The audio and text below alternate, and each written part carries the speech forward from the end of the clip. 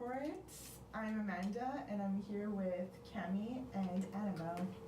What's up, guys? So our podcast is called As Amanda Said, Here for It. We are going to be talking about a variety of different topics every week, from relevant hot topics to a deeper look on themes such as friendships, love, silly relatable stories, and so on.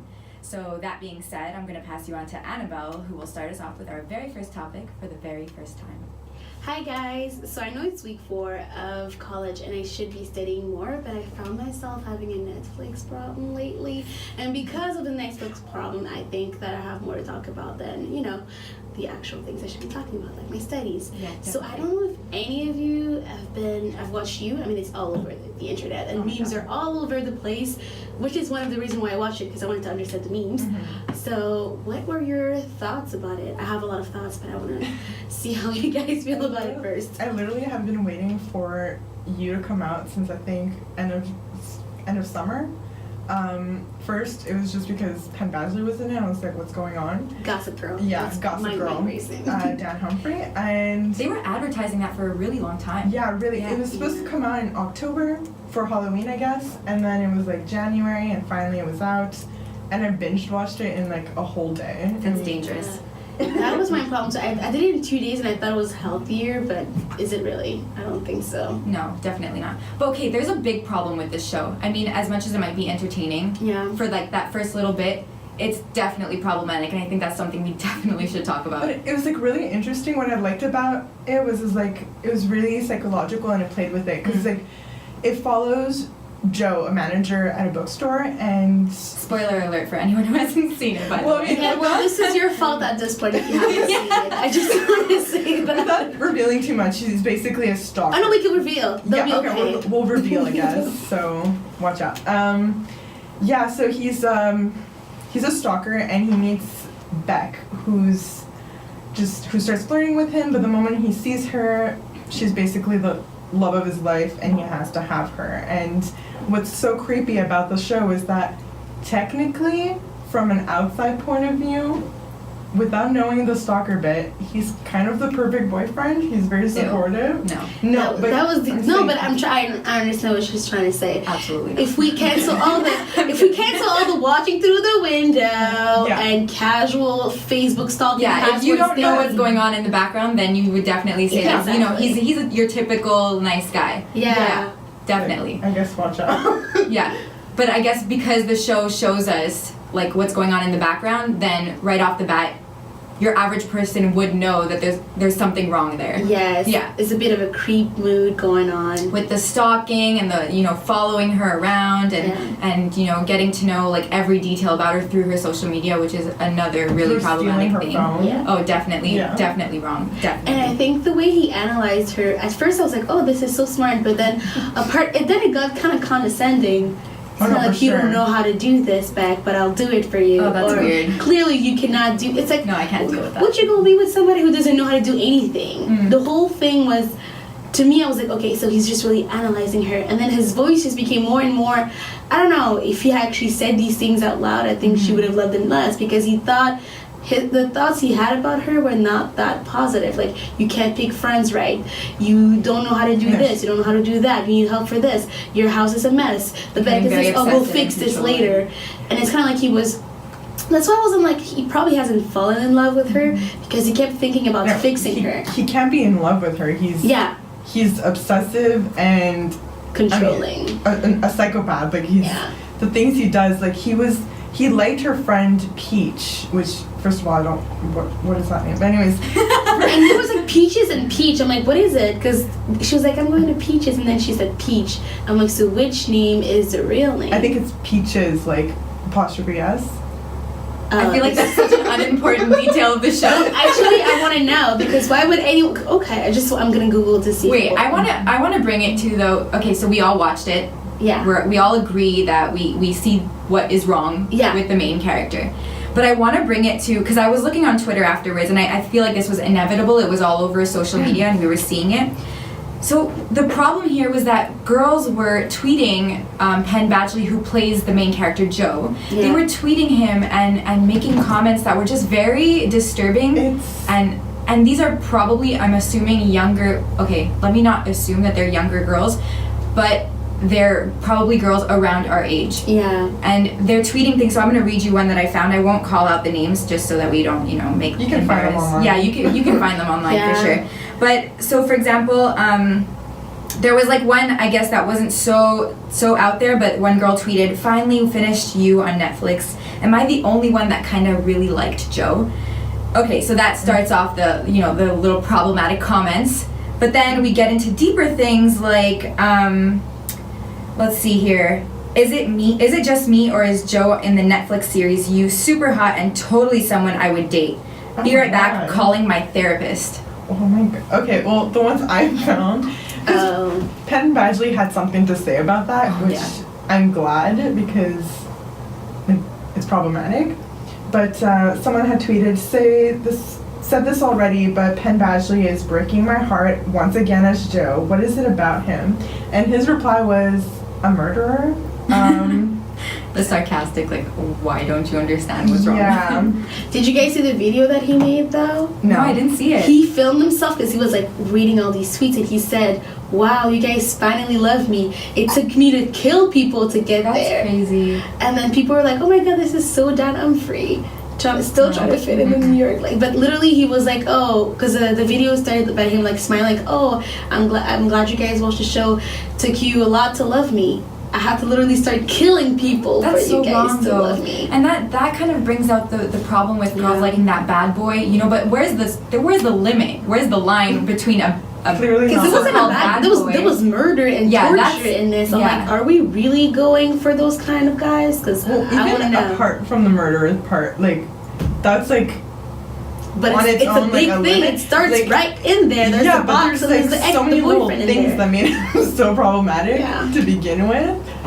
And there was another tweet that really kind of like bothered me. I just wanted to bring it up. I'm sorry.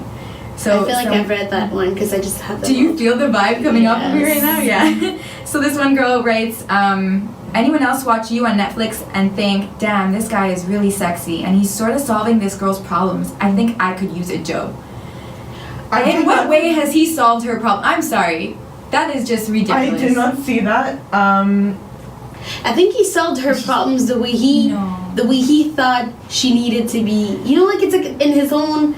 Let's encourage independence and like solving your own problems instead of depending on others to solve your problems. Oh my god! And having a conversation about you with guys is just trouble because they're like, the way he went about it was not the best way, but he had. But a lot of people are also blaming. So the other main character, Beck, they're also blaming her for being a certain way. They're saying that she's equally as I don't think she's equally as bad. She's problematic for sure, but she's not equally as problematic. The thing about this show, what I like about the show is that it's bad people doing good things and good people doing bad things. So like Beck is a good person. She just does really shitty things. Okay, so what are the things that you would call like quote unquote shitty? What are the things that she does that? Just so that the people who are listening can understand. So she cheats on him for one. Yeah. She always mistreats him. Like, let's say if he was a good boyfriend, she mistreats him constantly. Like, he's trying to be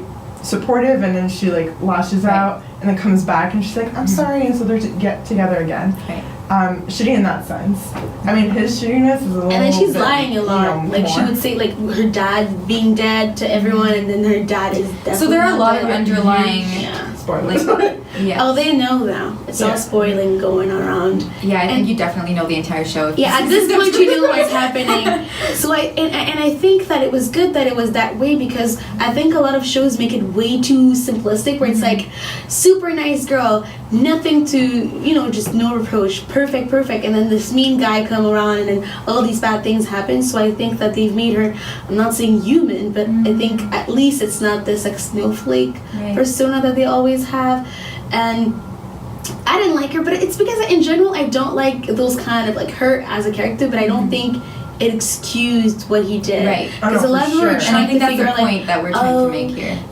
Like she this, she that. So I'm like, okay, so there's a lot of problematic people around. That doesn't mean they need to the one thing like quote unquote solve her problem is if you talk in a really dark way, it's kind of true, I guess. Because her dream was to be an author. It was to reach the success writing, and in the end, she kind of did. but it came at a price because But she's dead. She's dead. Yeah. So technically, she's not benefiting from it. In a dark way, I guess he brought her to fame. No. But it's I not. can't bring myself to see that. I'm saying in a dark way. I don't. I'm not. Yeah, we're not being like, you know what? This is silver lining. I mean, she's dead, but she has a book that's been published, so Oh my god. that's terrible.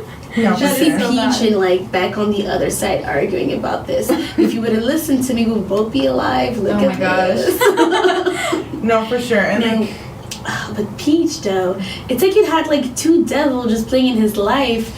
Like I couldn't even get to like one more than the other one, or have one Peach was being problematic less. too. She was obsessive. Yeah, obsessed because I love the actress. Shay Yeah, Mitchell. So it's like it was really Shay hard. Mitchell, yes. So it was so hard for me to see her in that role. I'm like, Shay, what happened? They're having you look so bad. You are so good at it. Yeah. And I think that it was interesting because both of them didn't like each other, but they were exactly doing the same thing.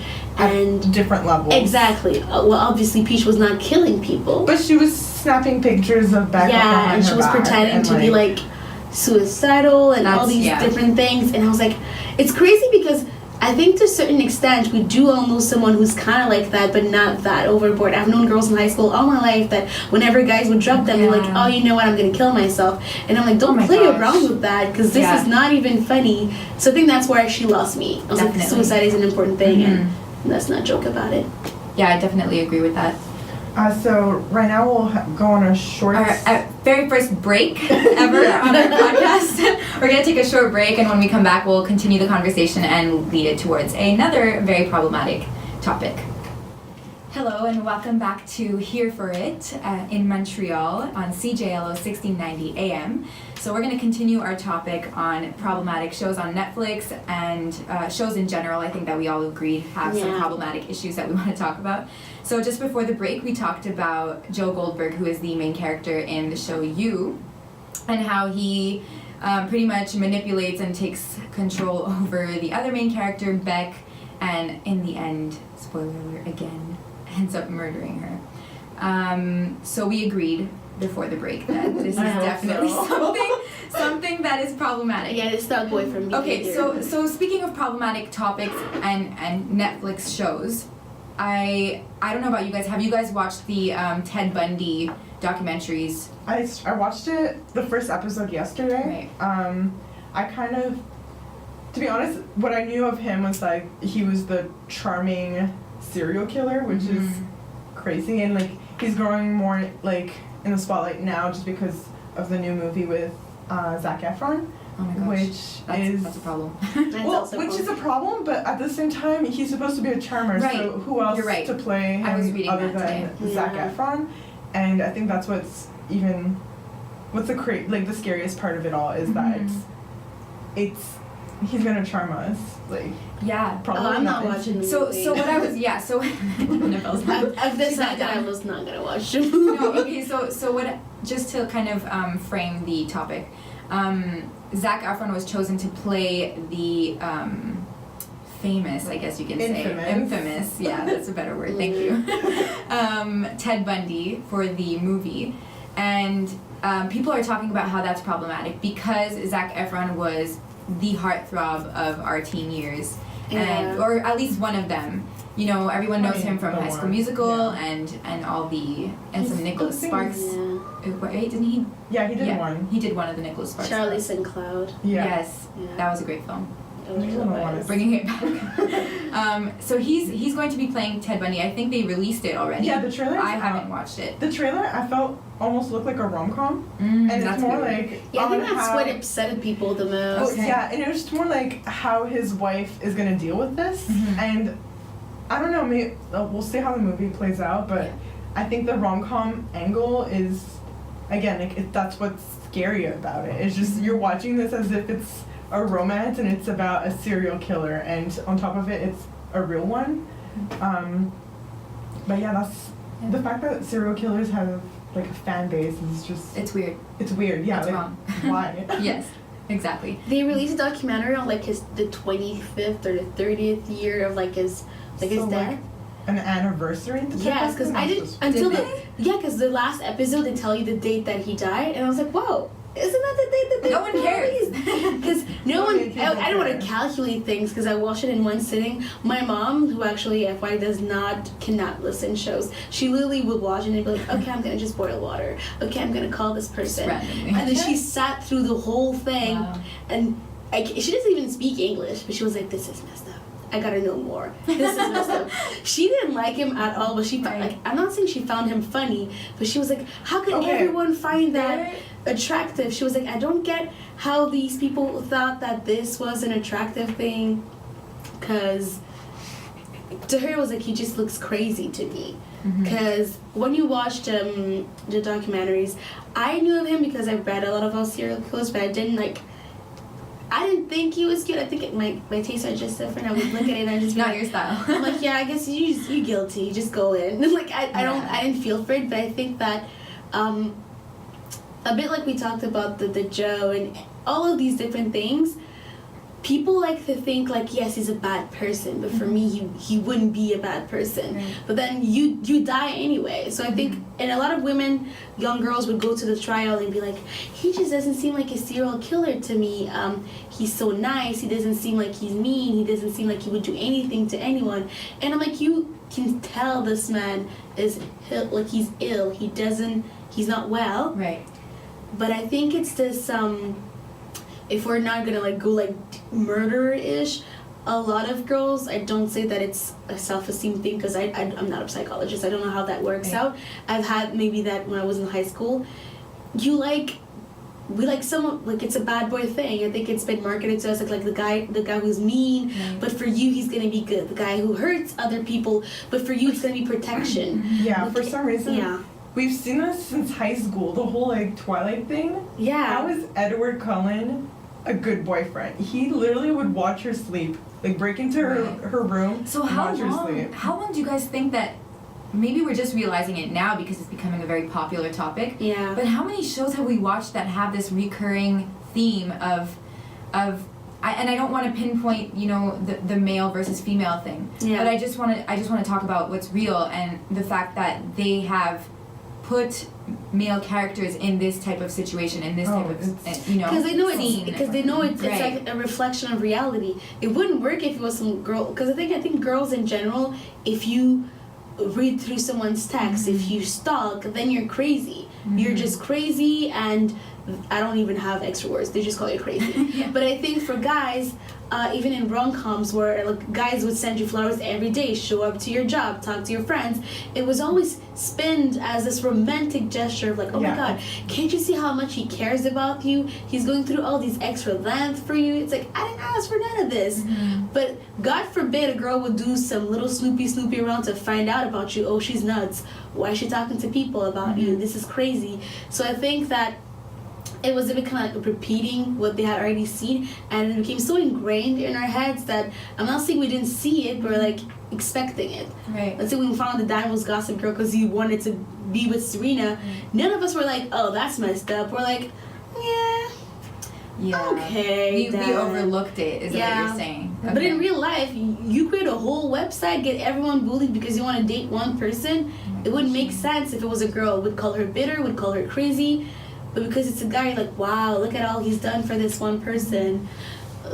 Yeah, I think these characters are like seeping into like a real life where people are like, he's an actual murderer, but we can change him. For me, like. Okay, I see where you're going with that. But I want to know what you guys think about. So specifically, let's say we're talking about the Ted Bundy film. I'm sorry, I can't remember the title of the actual film. It's such a long name. I really can't. I'm so sorry about that. But they've chosen Zac Efron to play Ted Bundy. So how do you guys feel about them choosing Zac Efron specifically? I'd really like to see what you guys have to say.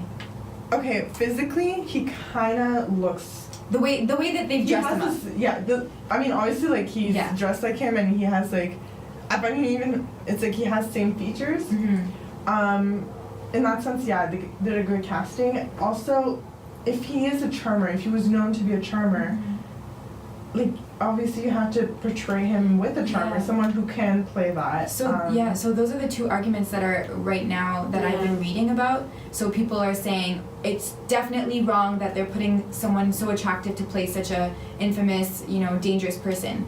And then the other side is saying this is exactly who he was. He was a charming, good-looking guy, and that's how he pretty much, you know, got what he wanted, was because he was that charming, good-looking guy. So there's two arguments out there right now. I mean, I get what they mean by the whole young girls might fall for him, but at this point, we can see that no matter what the actor looks like, they seem to be attracted to that for some reason. And I don't. But think are they attracted to?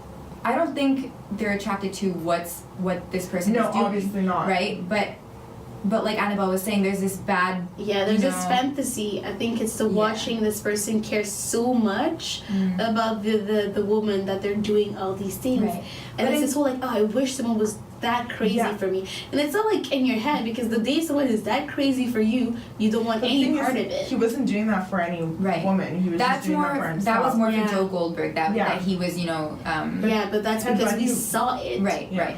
People who watch it thought it was made out of love, but if you hear his voice, you can understand that he has little to do with Beck and more to do about him and him trying to create a woman the way he tried to create it with his ex-girlfriend, and she didn't fit it, and then Beck, and then it doesn't fit, and then at the end you spoil or whatever, there's a girl in there, and he probably thought I was gonna be like, I don't know, victim number 3. It's about like finding a girl that's the potential of who you want her to be, and then not actually accepting her for who she is and wanting to create a persona.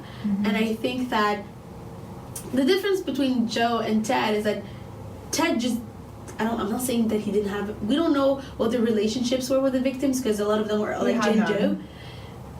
Yeah, that's true. He had none. What he would do, I believe, again, just watch the first episode, but he would just, because he looked like an average guy, he would just be like, hey, like, can I give you a ride home? And also think about the time that they were in, right? This is now we're not picking 70s. Up rides. 70s? It's the 60s and 70s. Right. Yeah, so basically late 60s though, not early. So basically he was just an average looking guy. So if someone would be like waiting at the bus stop, he'd be like, do you want a ride? And obviously they'd say yes, he looks normal. Right. And then even I was watching an interview with one of his victims. I guess you could say that was a survivor, and she even said, she was saying, you know, this was just, I was on my way to university, and he kind of just pulled over and he said, hey, where are you heading? And then she told him, I'm going to this university. He's like, oh, I'm heading the same way, like, do you need a lift? And then it was just so normal to be like, yeah, definitely, I'll take the lift, you know. Nowadays, you're not taking that lift. That's not happening. God. Someone asks you for a lift, you're taking down their license plate number and you're reporting them. That's I'll just walk. Yeah, exactly. Like I'd rather wait 8 hours for this late bus, you know? In the weather. I'll take the snowstorm by myself at the bus stop. No, we're definitely more cautious, and because of these situations, and way more sure. paranoid. Yes, like this, obviously, like when it happened with reason. They did say that at the time, because in the documentary they say that they didn't have a term for serial killers. It wasn't a thing. Like in their head, it's like, you kill, okay, we got you, or we don't have you. But you weren't meant to, they didn't think someone would kill over and over and over and over and over and over again. They weren't prepared for it. They had, like, the way that he got arrested, that's why I like documentary. It's sort of like coincidental things that he could have gotten away with it, but it's like, oh, he was there at the time for this crime, and then these people talk to each other, and then they all met and like, oh, maybe we have the same guy. But we didn't have this.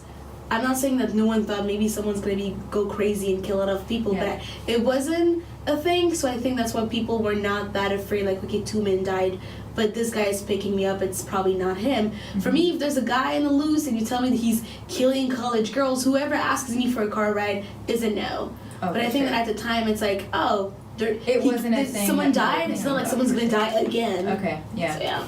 Okay. I want to read some tweets about this also, because just like there were some. I haven't seen the tweets, so I'm looking forward to it. So, you know, this one, like I said, there's 2 different sides to this argument that a lot of people are talking about. So there was one girl that tweeted, this was ridiculous, and I mean, it's sad. Okay, so it says, I'm drunk, so I love Ted Bundy, come get me. What? That was her tweet.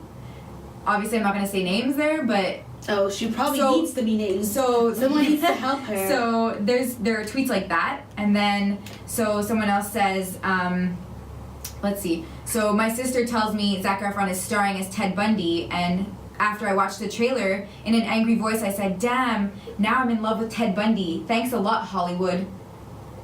Things like that are just, you know, those are definitely problematic things. Oh, there was another one. I'm sorry, I really have to say this one. Okay. So this one really, really triggered me. It says, if I was alive in the 60s and Ted Bundy looked like Zac Efron, I would 100% be dead. What? Yeah. No. Okay. This is where the problem starts. A lot of users have to be banned from from Twitter. It's ridiculous. This is not happening. I feel like someone should.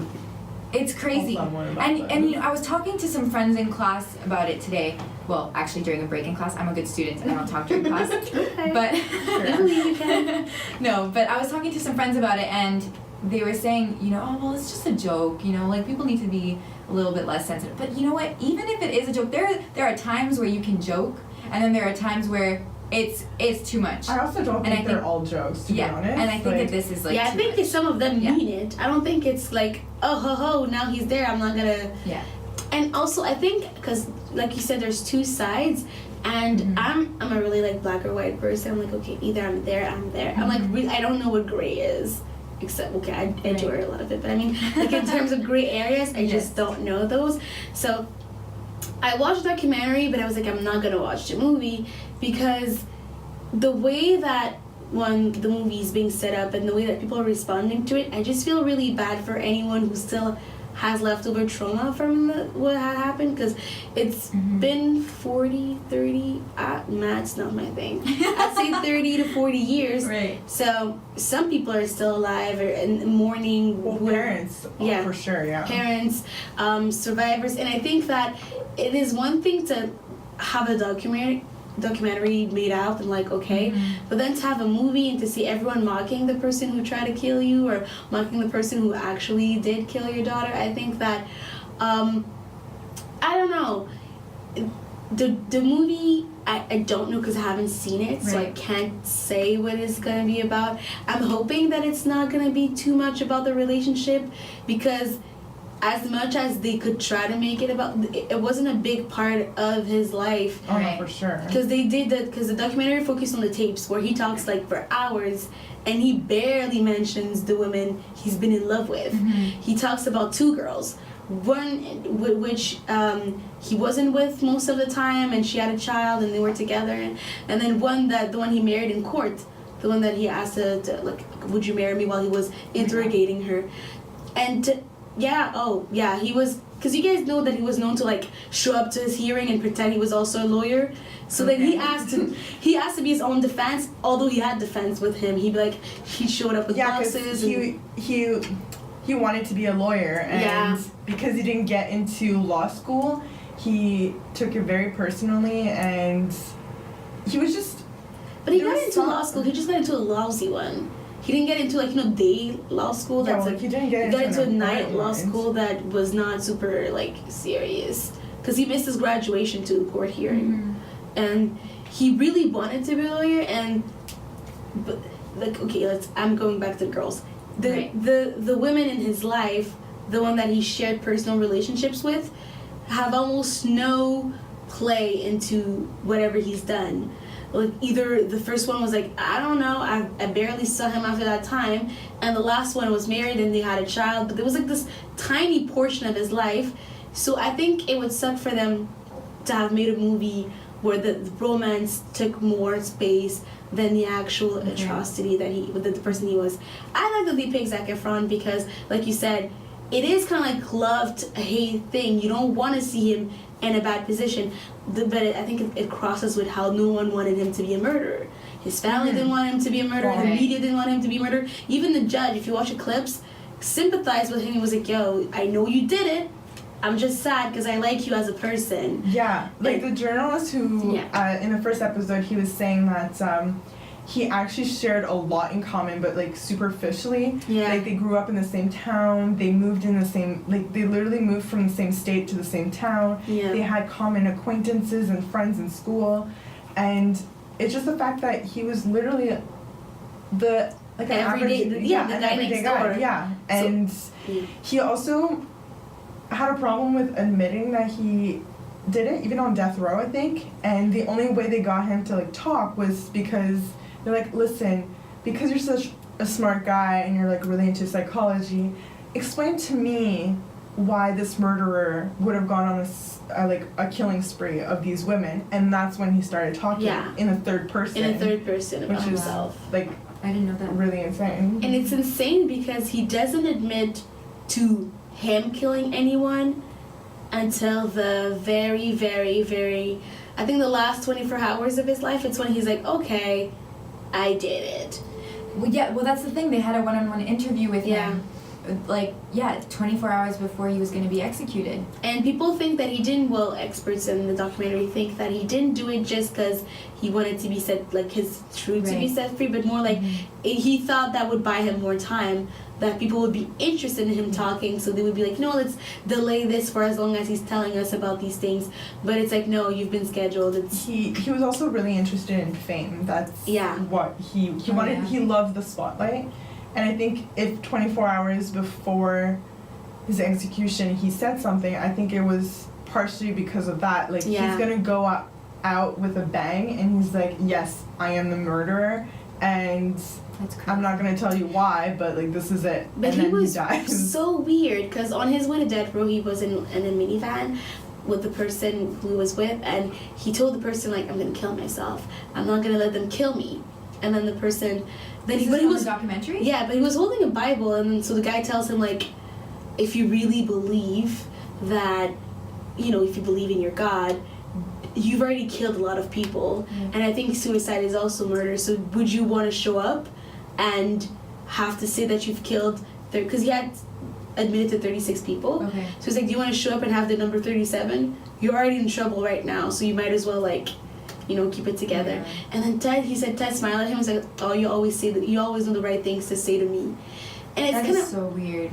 It's kind of this weird. That's why I was like, okay, I would like to see. Like, I'm not gonna watch it, but I would believe that if they can play into the twisted, charming, that would be chilling and good, because that's pretty much what everyone around him said. I'll watch it and I'll let you know. Yeah, I'll let you know. You let me know.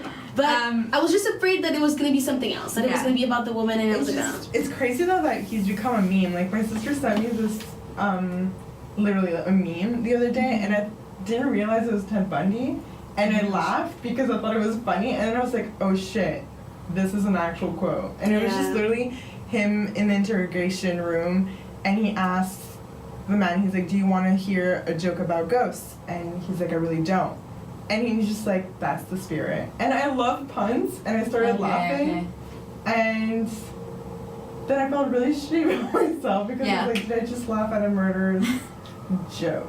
Well, look, it's harmless that you didn't realize who it was. It's if you were like, Ted, fine. You go, Ted. I saw you like it was. I want to bring it because I was reading in Cosmopolitan. They had interviewed, because Kathy, so her name was Kathy Kleiner Rubin. She was one of the victims of Ted Bundy, and she came out and she was like, I want to say my piece. Like, I want to say what I think. This is after the documentaries came out, and after the movie, I got the name. It's called Extremely Wicked, Shockingly Evil, and Vile. I knew it long title to remember. This is like a sentence. Right? I don't think it's a title. Okay, so she goes ahead. So they say in Cosmopolitan, they go, Kathy Kleiner Rubin was attacked by Bundy in her sorority at Florida State University in 1978. So how does she feel about Zach's portrayal of the man who tried to kill her? Surprisingly at peace. And then they quote her here, they say, so she says, I don't have a problem with people looking at it, and as long as they understand that what they're watching wasn't a normal person. That's what she told TMZ. And then she says, I believe that in order to show him exactly the way he was, it's not really glorifying him, but it's showing him, and when they do say positive and wonderful things about him, that's what they saw. That's what Bundy wanted you to see. So for sure. So they're pretty much she's there confirming, you know, that Zac Efron being chosen to play such a role is portraying exactly how Bundy wanted people to see him. And the fact that we're seeing behind the scenes, I guess we know who he is now. I think it's gonna be chilling, even more chilling, just because you're kind of charming. I see why people liked you as a person, quote unquote. And I guess that's how he got to his victims so easily. You know? Like, he was unthreatening. He was just an average guy, and I just can't get it off my mind how people are reacting on Twitter. I can't. It disgusts me though. It is. It's really. I think really, that it's so disrespectful because I can make serial killer jokes even if I wanted to, just because I'm like, there are people who are actually affected by it, right, and are now having to relive the whole thing. So by respect, like they can't stop the movie, it's out. But I think the only thing we can control is what they're gonna have to be subjected to. And if you're just a regular Joe on Twitter and like every single day you see jokes about the guy who killed your child, that's eventually so you go crazy because sure. you're like, well, this is actual pain to me, but now it's a joke, it's a punchline, it's a romantic interest to these people when it's real lives have been affected. Right. So I think that's where I cannot go with the jokes, and I cannot like try to like be, oh, it's just a joke, or people don't mean it. Well, they could think it if they want to, but don't put it out in the universe when people can actually be hurt by it. Now that you're talking about that, I want to bring it because we watched The Real. Right? Yeah. Okay, and we introduced it to Amanda not too long ago. I was watching, they talked about that, I think either it was today or it was yesterday. It was very recent. I was watching just a small clip on YouTube from The Real, and I was so upset by that little clip of like 3 minutes. When they talked about it, they completely, like, it was, usually they're really good at addressing topics. I haven't seen it, but go ahead. Okay, so usually they're really good at addressing topics, you know, serious topics, more of a, you know, concerning topic to talk about. They're really good at addressing it, most of the time, in my opinion. The one that I saw today, I was so disappointed because, so there are 4 panelists, right? And so one of the girls says, you know, well, at least the girls had something nice to look at before they died. What? No. She didn't say it exactly in those words, so don't quote me, but I can tell you 1000%. That's what she said. Along those lines, she said, you know, at least it wasn't someone ugly that they were looking at. And so the way she said it, and I was literally, I sat there, my jaw had dropped, and I was just stuck there. I was frozen. I was like, how? You know? And then they brought it into the fact that, you know, girls like bad boys, but no, that's so wrong. And then I was reading the comments on the YouTube post, and I was reading the comments, and people were like, this is so disrespectful to the families of those victims. Yeah. I hope they come out and apologize. That's what a lot of people were saying, is that there's probably going to be an apology. That's the thing, I think, when Hollywood gets into real life stories, a lot of people take out the facts and the emotions and the victims, and they focus on like the thing itself. It becomes like a film. It becomes like, oh, yes, Ted Bundy, he, but it's like, if it hadn't been turned into a movie, how would you feel about him? I don't think you'd be making these jokes. But because there's a movie coming out, people kind of like decriminalize the thing and try to humanize him for what? I don't know. I just think that even if you thought these things, which I think are twisted, I think there's a matter of like, okay, I'm not gonna say these things out loud because I don't know who's listening and who can be affected by that, so I'm also equally disappointed. Right. It was really intense, and I think that there's something they're gonna have to make up for that. I hope so tomorrow. Oh, for sure. They have a live show, so hopefully. I hope so. Oh my gosh. They have to. I mean, at this point, it's just, it's so insensitive. Yeah, and also there's just so much talk about this specific topic. Yeah. You know, that I feel like the victims are reliving the entire you know, situation. This is just, it's sad. Okay. It hurts me. Yeah. On that note, we're gonna take our second break ever, and we'll be back shortly with more conversation on this. So we're back. You're listening to CJLO 1690 AM, and we are the podcast here for it. So right before the break, we were talking about the Ted Bundy situation and how a lot of people are reacting to it and the problems and reactions in general. The song that just played over the break, the mini clip of the song, was Fortress by Len and Stella, who actually is coming to Montreal in March. So if you're looking to go see a good concert, I'm sure it'll be great. So we have just a few minutes left for our first podcast. And we were talking over the break, the timeline of shows, because we realized this, I guess, through our conversation, the timeline of the shows that we've watched throughout the years, and I guess little problematic things that we didn't really see as issues at first, and then only now that these big situations that are coming out, are we realizing these problems. So I wasn't ready Annabelle, to talk about Chuck you weren't Bass, ready. and it's You just, weren't it ready. hurts me. I don't even want to go into my relationship with Gossip Girl. It is actually a problem. I've watched it 11 times. Really? I get surprised every time I watch it. It's like I'm so emotionally attached to it that I can't watch it anymore. I've If I watched watch it again, I'm gonna cry. I think I watched like 2 seasons and then I stopped. Oh, yeah. I'm don't. not gonna lie, I've never finished it either. Yeah. I'm not gonna lie to I you. had- So disappointed. I had the I know who DVD. Gossip Girl is. Yeah. Just but at because this everybody point, knows. But Yeah, it was that's like the it's a one problem. thing. But I think Yeah. when you love a show so much, it can get hard to be rational about it. There's And- an emotional attachment Yes, to them, and for I sure. remember thinking like, no, but I love them so much together that I'm just gonna bypass all of this mess. Chuck and Blair, right? Yeah, because Blair was my favorite. So like when she got with Chuck, at first I was like, yeah, I'm not sure about that. Right. And at the end, yay! I think it's because we like a good redemption story. I think that's the problem because we all Yeah. want. You know when you see someone, you know they're bad, you just want them to be good so much. Yes, but the things that he would do, like, there's this one scene I remember when I was a teen and I watched it and I loved it just because the actor was, like, talking in his real British accent and obviously I Oh swear. yeah, I forgot about that. Yeah. You know how much that messes me up when I see that? Well, yes, like, Chuck Bass is actually British. A lot of and- them are. No. Yeah. Not so much from Gossip Girl, but I'm just saying Yes. Oh, in general, yeah. Yeah. And- They're better at making American voice and American accent. Okay. But- we should know that now. So basically, Blair was dating this other guy, and she was in a dark room, and this other guy had a British accent. So Chuck comes in, pulls off this like British accent to like make her think that it's the boyfriend, and they make out, and then What? she like you find out that she knew it was Chuck, but No, but not like, only that, there's a it's controversial. just you don't do Chuck that. Bass, okay. Not only did that happen, That was. that I We're didn't gonna talk know about Jenny. Okay, Oh my listen, God. that's what I was gonna. That's what I knew was it. thinking it too. We always bring back Chuck from season 1. Yes, okay. Chuck from season That 1 was bad. very. Well, because he's very was British problematic. Chuck. Yeah, Very. like. I think the show makes you want to empathize with him. No. But that once, No. but he did it twice. The second time I was like, you know what? Now you just crazy. Yeah. Because the first okay. time, Jenny was way too young. She was about Right. 13, She was like 14. 14, I think. And then he was like 17-ish, 16, So 17. let's tell them what happened. Okay, so spoiler alert again if you haven't So, seen Gossip Girl after 1800 Jenny years of it being on. was, I guess, Being thirsty on for Netflix. Yeah, exactly. the life. And then he knew that she really wanted to be in, so he kind of preyed on that.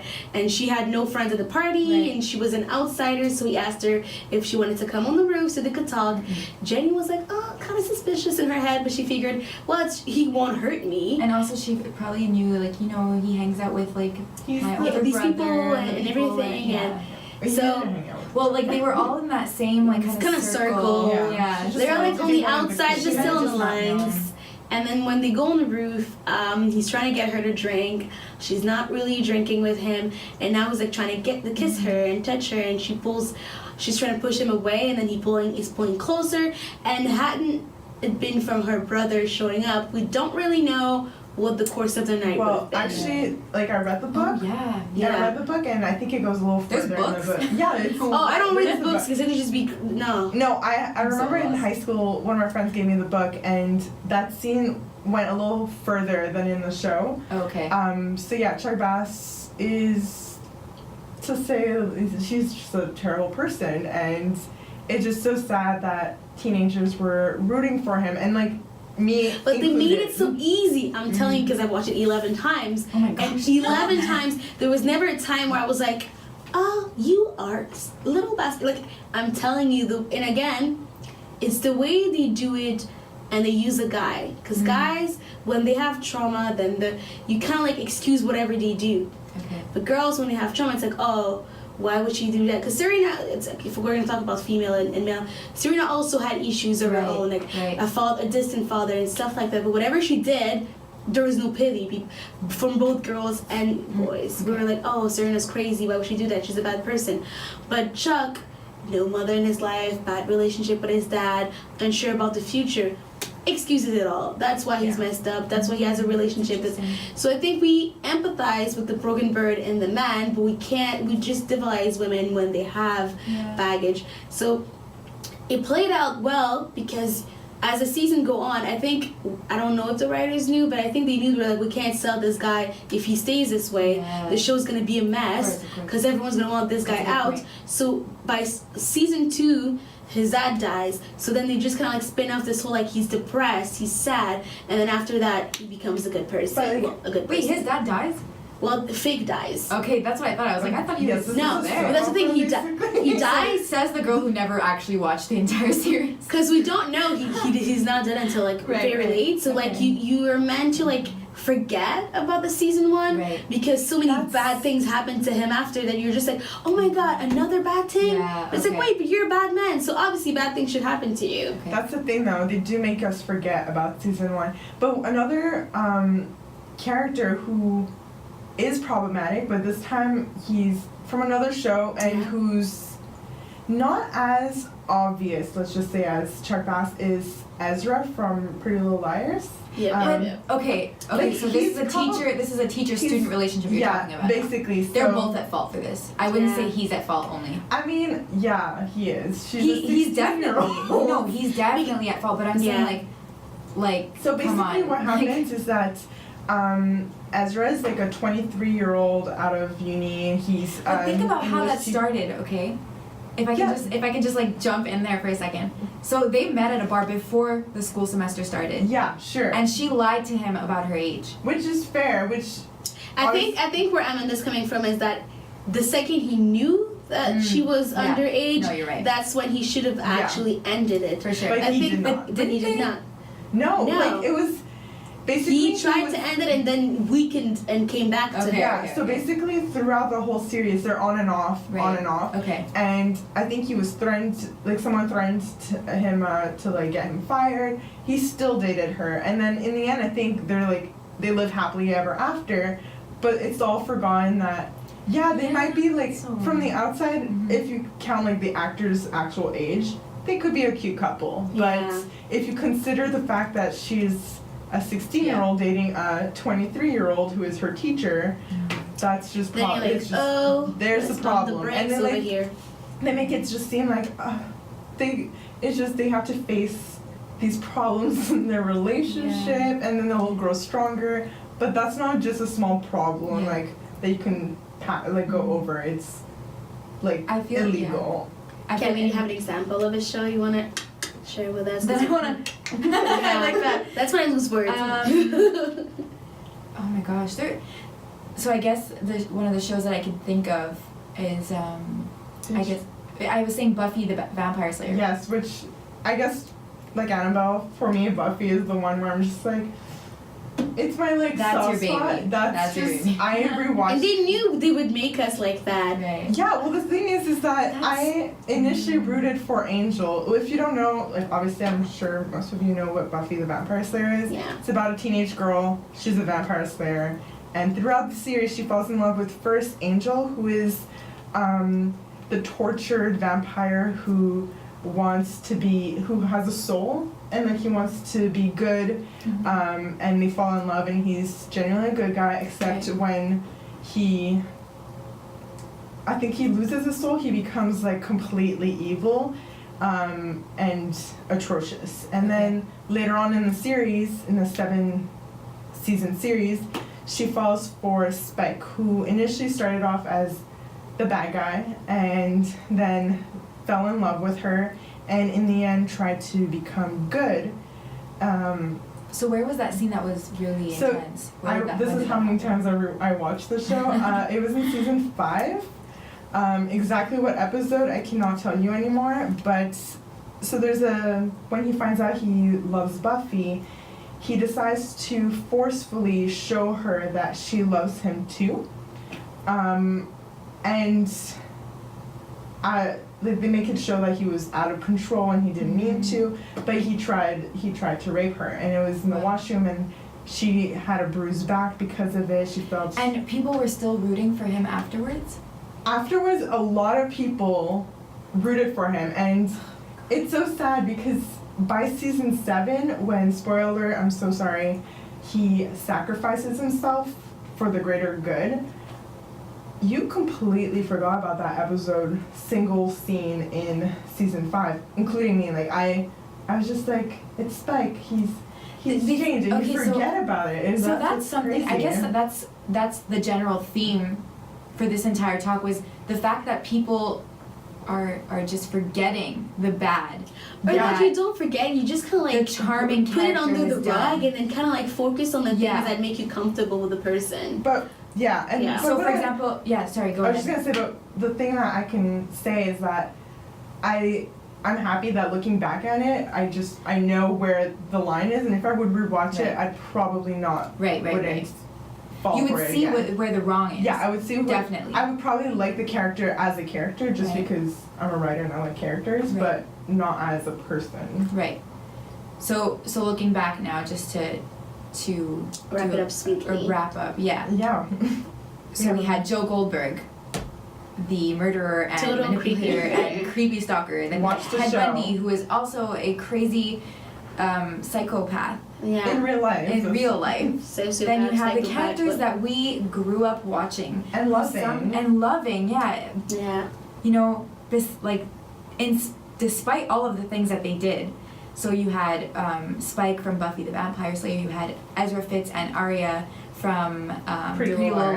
Liars, and then we said Chuck Bass from Gossip Girl. So all of these characters are characters that we kind of forgave over time, and we have to realize, we have to realize right from wrong. And I think that a really big problem was the fact that we were seeing tweets of girls who are, condoning these behaviors, and that's what's wrong. And I think that's what people have to realize. Yeah.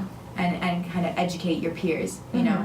Well, I mean, that being said, we're already at the end of our show, and that was our first episode of Here For It, and we'll be back next Monday at 9 p.m. And you were listening to CJLO 1690 AM. Stay tuned for next week. Bye, guys. Bye.